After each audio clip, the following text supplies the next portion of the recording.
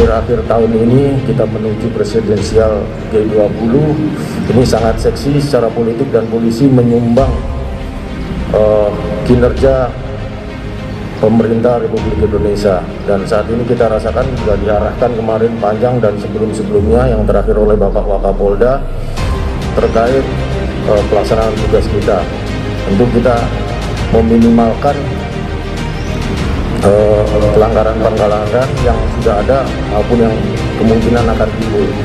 Dan bagi rekan-rekan yang sudah melaksanakan tugas dengan baik, mudah-mudahan menjadi amal ibadah rekan-rekan sekalian. Atas nama pimpinan menyampaikan, saya pribadi juga ucapkan terima kasih. Semoga bisa dipertahankan dan ditingkatkan.